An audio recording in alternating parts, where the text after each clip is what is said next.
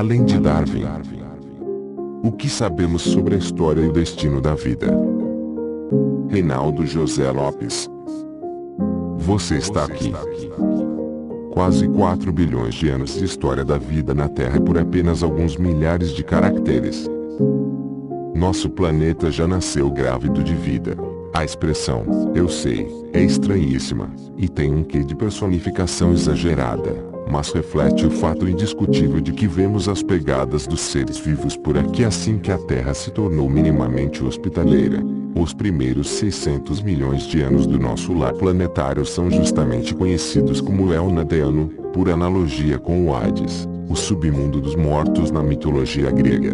Num sistema solar que ainda estava se estabilizando a duras penas, bombardeios implacáveis de asteroides e cometas, bem como pelo menos um choque com outro planeta de tamanho comparável a Marte, esmigalhavam repetidamente as rochas incandescentes que formavam a Terra bebê.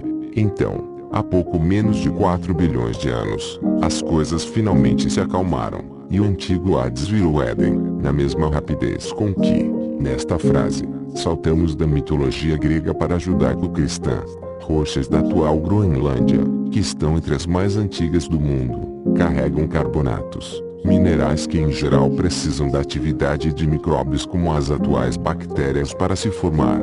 Mais algumas centenas de milhões de anos e dá para ver fósseis inequívocos das ditas cujas na Austrália. A vida, pelo visto, estava só esperando a primeira calmaria séria para desabrochar.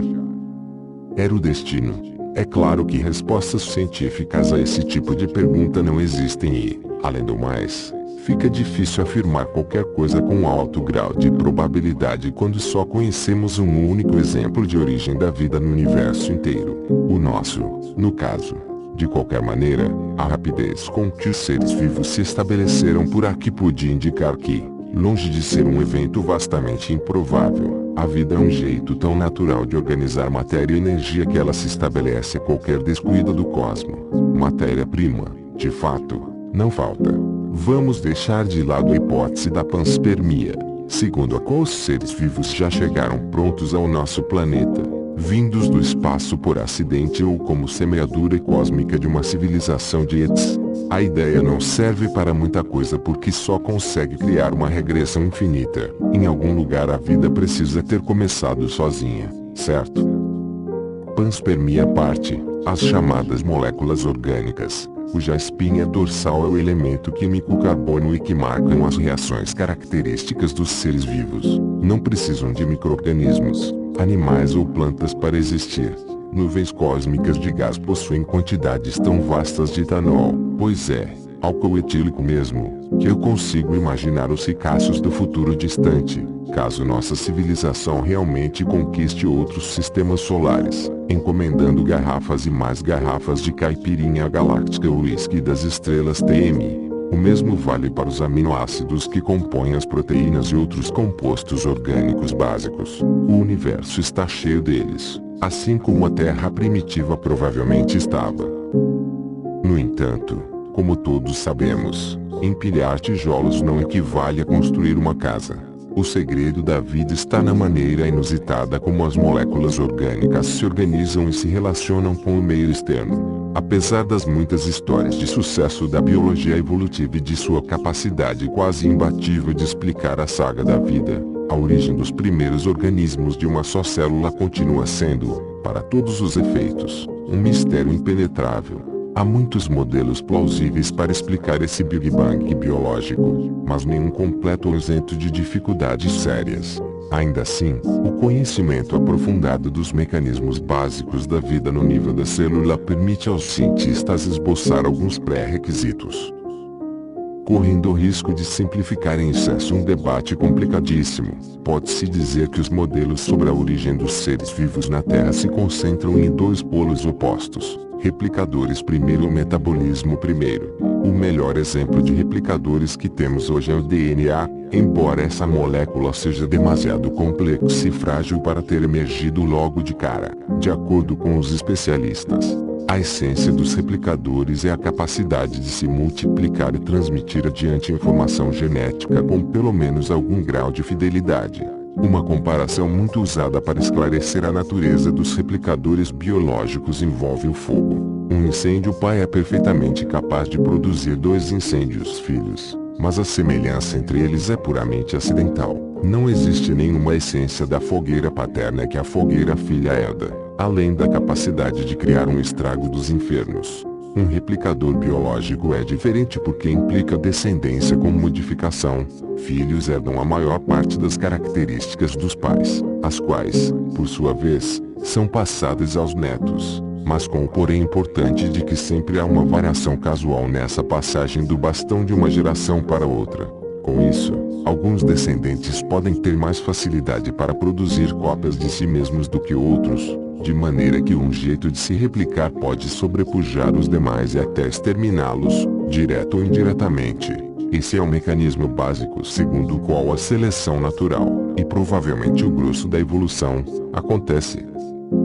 Por outro lado, o modelo que coloca o metabolismo em primeiro lugar argumenta, com alguma razão, que uma molécula replicadora, por si só, poderia ser facilmente engolfada no turbilhão de reações químicas da Terra primitiva.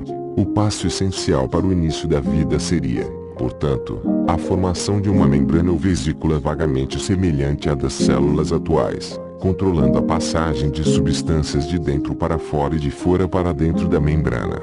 No interior dela, um conjunto de moléculas orgânicas teria descoberto o segredo da autopoese, do fazer-se a si mesmo, como indica essa palavra de origem grega, por meio de um conjunto especial de reações químicas sustentáveis. A célula primevera é capaz de se manter organizada por muito tempo enquanto exportava os restos desordenados de seu metabolismo para o meio circundante.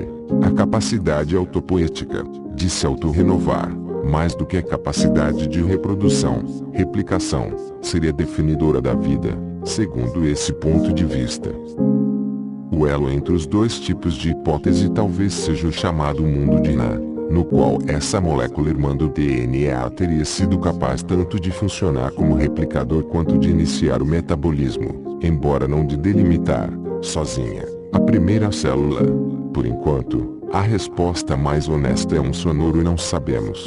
O que sabemos, sem sombra de dúvida, é que há uns 5 bilhões de anos atrás o domínio das bactérias já estava solidamente estabelecido.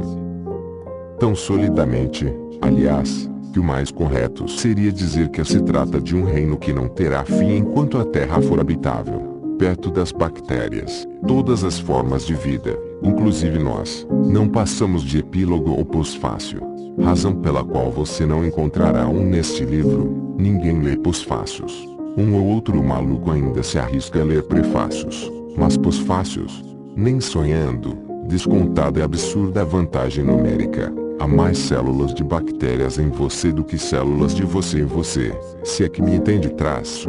Esses micro-organismos de material genético desorganizado, sem um núcleo que o abrigue, são os verdadeiros carregadores de piano da biosfera, envolvidos em todos os fluxos de matéria e energia essenciais para que a vida continue vivendo. Da fotossíntese que produz biomassa à decomposição que a quebra em seus pedaços constituintes de novo.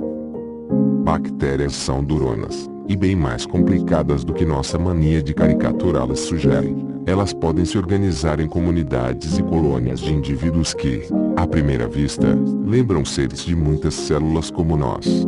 Podem trocar genes de maneira informal, um tipo de sexo que já foi comparado a alguém de olhos castanhos esbarrando num escandinavo e ganhando de repente cabelos louros e olhos azuis.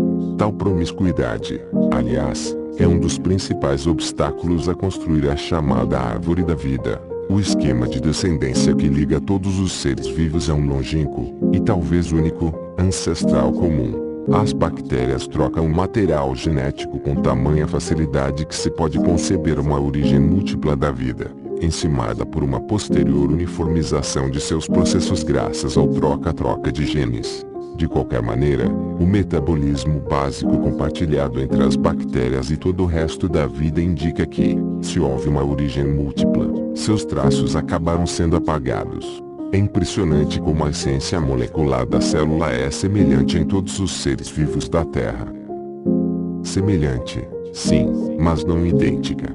Como você verá em um dos capítulos a seguir, O monopólio bacteriano foi interrompido há cerca de 5 bilhão de anos pela inaudita fusão permanente entre duas bactérias. Foi um daqueles casos em que todo se tornou maior que a soma das partes. Surgiam os eucariontes, organismos cujo material genético está organizado num núcleo separado, como ocorre com o nosso. Antigas bactérias fundidas aos eucariontes ainda exercem funções como respirar o oxigênio ou fazer a fotossíntese. Enquanto as principais integrantes da biosfera continuavam, imperturbáveis, a tocar a vida, os eucariontes embarcaram de vez na estrada da complexidade, mas não imediatamente, nem inevitavelmente. O divisor de águas parece ter sido um conjunto de eras glaciais que afligiu o planeta entre 750 milhões e 600 milhões de anos atrás. Uma hipótese muito discutida, as chamadas Nobel-Eato ou Terra-bola de gelo, propõe que a fase glacial foi tão severa que o gelo marinho teria chegado ao Equador. Nem todos concordam a esse respeito, mas a ideia é que a pressão ambiental severa teria conduzido ao menos alguns organismos eucariontes a se transformar no que hoje conhecemos como animais e plantas, criaturas multicelulares altamente organizadas e especializadas, que se reproduzem por meio do sexo de forma rotineira e geram bebês. A explicação, mais complexidade como mecanismo de sobrevivência, faz sentido enquanto você não se dá conta de que provavelmente seria muito mais fácil aguentar o aperto do frio na forma unicelular. Temos aí, portanto, mais um mistério. No caso dos animais, ele é seguido por outro, a explosão cambriana, registrada em fósseis com idade a partir de 540 milhões de anos. Animais primitivos tinham sido registrados antes disso, mas a explosão cambriana equivale ao aparecimento repentino do ponto de vista geológico, claro, o que envolve alguns milhões de anos, de ancestrais de todos os grandes grupos modernos de bichos, incluindo artrópodes, insetos, crustáceos e companhia, moluscos, caramujos, polvos, ostras etc., e vertebrados como nós. É de se imaginar que a evolução dos animais começou muito antes, sendo apenas difícil de detectar por causa da falta de corpos mais duros e fossilizáveis. De fato, já temos algumas indicações indiretas de que ela começou antes de 650 milhões de anos atrás. Mesmo assim, ainda falta uma explicação mais detalhada da natureza da explosão cambriana. Seja como for, esse início espetacular da vida de grande porte, restrita aos mares, representou apenas as premissas do que estava por vir. O registro fóssil, nas centenas de milhões de anos seguintes, revela saltos após saltos de diversidade, em geral associados à colonização de grandes ambientes virgens, como a chegada das plantas e dos vertebrados à terra firme, a invenção dos ovos de casca dura ou do voo por insetos, répteis, pterossauros e aves. Esses períodos de expansão, é bom que se diga, são pontuados por curtos episódios de horror absoluto, as chamadas extinções em massa, entre as quais os paleontólogos reconhecem as chamadas Big Five. Nessas 5 grandes catástrofes, pelo menos metade das espécies do planeta, e em alguns casos muitas mais, foram varridas do mapa num piscar de olhos geológico. A pior delas é a do período Permiano, há 251 milhões de anos, quando a contagem de corpos chega a 90% ou mais. A mais conhecida é a do fim do Cretáceo, há 65 milhões de anos, quando os dinossauros sumiram do mapa, aparentemente exterminados pela queda de um asteroide com pelo menos 10 quilômetros de diâmetro. A força imaginativa da cratera do juízo final deixada por esse corpo celeste obscurece o fato de que a maioria desses desastres parece ter brotado de causas puramente terrenas, como vulcanismo acelerado, mudanças climáticas extremas ou variações bruscas no nível dos oceanos. Estudar com cuidado as extinções em massa também desmonta visões preconceituosas sobre os dinos ou qualquer outro animal engolido por elas. Embora espécies sumam o tempo todo no mundo, as Big Five são viradas de mesa completas nas regras da vida. A matança é aparentemente aleatória, sem respeitar tamanho, tipo de metabolismo ou nicho ecológico. Por mais bem adaptado que um animal esteja a seu ambiente, isso lhe dá zero garantia de sobrevivência.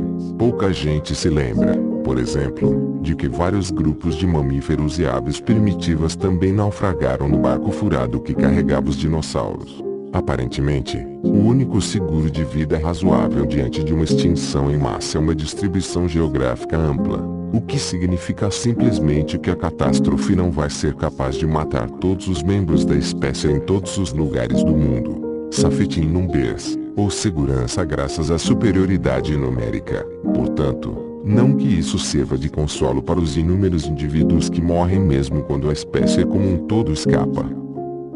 O que não se discute é que as Biofiv realmente reiniciarão o programa da vida na Terra de maneira radical, como quem liga e desliga um computador recalcitrante. A mudança é de tal ordem que as relações ecológicas e a composição de espécies do globo sempre foram alteradas profundamente depois desse tipo de evento. Pode-se argumentar que, sem a hecatombe do Cretáceo, os mamíferos teriam pouca chance de virar os vertebrados terrestres dominantes do globo, e seria praticamente impossível que um certo grande macaco, há uns 6 milhões de anos, começasse a experimentar o andar ereto nas florestas da África. Alguns mamíferos até passaram por fases interessantes de aumento de tamanho e de diversificação antes do sumiço dos dinossauros. Mas curiosamente essas linhagens mais saidinhas, por assim dizer, foram limadas junto com os antigos donos do globo. Dá para discutir se animais como nós são uma ocorrência provável universo afora, mas, ao menos em parte, nossa existência não tinha nada de inevitável. O mero fato de estarmos aqui e sermos capazes de compreender boa parte dessa história complicada é motivo de assombro. E, agora, acho que você já sabe o bastante para continuar. Vamos ao que interessa: sexo.